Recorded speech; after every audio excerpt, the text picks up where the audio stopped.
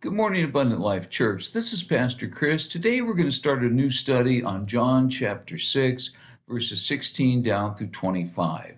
When I was a senior in college, this was what is now William Jessup University. At the time, it was San Jose Bible College, a tiny school. When I was a senior there, I know it sounds like a very high school thing to do, but we had a senior skip day. There were only about 20 of us in our graduating class, and we decided we're going to have a day that we skip classes and go do something fun. They put me in charge of it.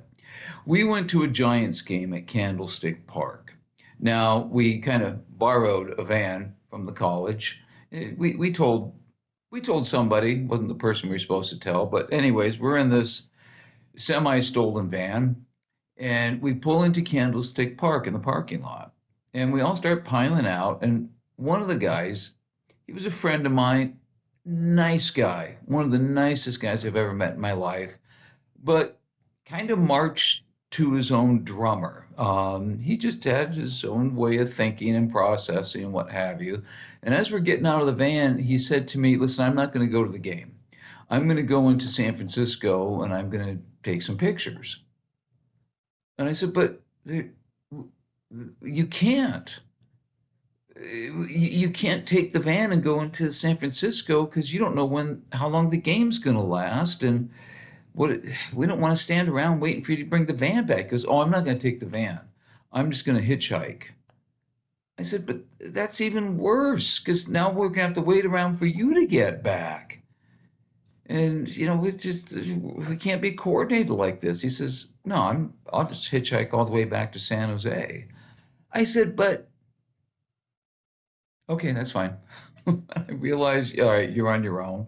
I caught up to the rest of the group. They said, "Where's Rick?" I said, he's going to the city to take pictures." They said, but how will he get back in time? What are we going to do?" And I said, "He's going to hitchhike back to San Jose." And they all went, "Okay, that's fine. How do you get home? How do you get home?" And in that situation, we really didn't care how we got home. It didn't, yes, it was kind of self-centered of us, but if it didn't affect us, fine, do what you want. In this passage, the disciples leave Jesus. He had just fed the 5,000 people. Now they leave Jesus and they head across the lake, and then Jesus walks on water to catch up to them. Now it's a story that we've heard many times, but John, in his gospel, puts a different twist on it. He focuses not on Jesus walking on the water necessarily, but on the people, the 5,000, the crowd that was there the next day. Seeing Jesus isn't there, they go walk across, not across the lake, but around the lake, and they find Jesus. And their big question is, "Oh, how'd you get here? Do you really care how he got there?" Why was that important? Well, it's because they were asking another question. And we're going to focus on what that real question was that they were asking when they said, "How did you get here?" Why did they care so much about it? Well, let's start in the story in verses 16 and 17. When evening came, the disciples went down to the lake where they got into a boat and set off across the lake for Capernaum. Now it was dark, and Jesus had not yet joined them. That's an amazing thing that Jesus is doing in these sections here. He fed the 5,000 people. It's been a long day. He sends the 12 in the boat back across the lake without him. They're not too worried about him. They're not worried about how he's going to get back because, well, let's be honest. It was maybe, just a few miles to walk around the lake. It wasn't that big a deal. Or, he could have gotten a ride from somebody who was going that way in their boat. So they just figured he'll be fine. He's a big boy. He's a grown up. They'll meet up with him on the other side in a day or two back in Capernaum, their hometown. All right.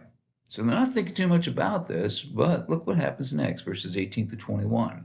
A strong wind was blowing, and the waters grew rough. When they had rowed about 3 or 4 miles, they saw Jesus approaching the boat, walking on the water. They were frightened, but he said to them, "It is I, don't be afraid." Then they were willing to take him into the boat, and immediately the boat reached the shore where they were heading. Right?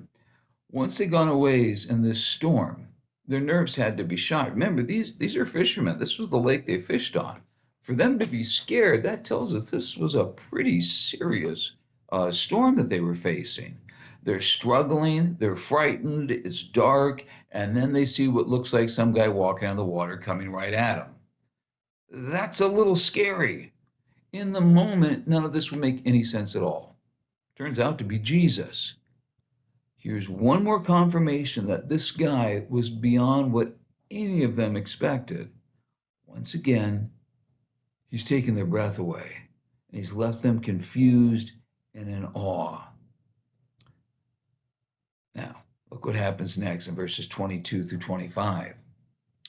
The next day, the crowd that had stayed on the opposite shore of the lake realized that only one boat had been there, and that Jesus had not entered it with the disciples, but that they had gone away home. Then some boats from Tiberias landed near the place where the people had eaten the bread after the Lord had given thanks.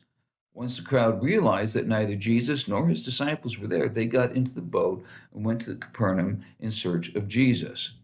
When they found him on the other side of the lake, they asked him, "Rabbi, when did you get here?"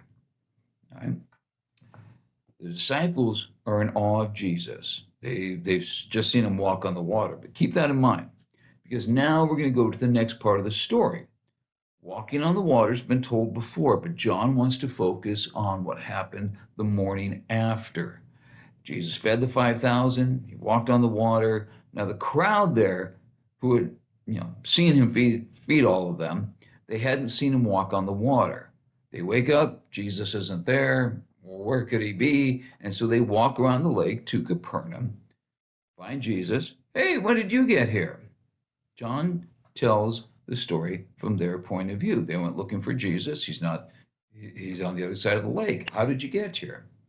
Now, the people knew that the disciples left without Jesus. They had seen that. So when they woke up that morning, they were expecting Jesus was going to be there with them, but he's not. All right? So either he walked around the lake or he got a ride with somebody who was going across the lake because he's on the other side of the shore. Here's the thing, that's not that tough a question. Somebody's not here? Okay, well, they're somewhere else then. How do they get there? Does it really matter? It may not seem like a big deal, but it was to them. And as I said before, when they asked, "How did you get here?" they were not asking what mode of transportation that he had. They weren't even asking why he was on the other side of the lake. They were asking something completely different. What were they really asking him? Tune in next time and we'll find out. Till then, have a great day.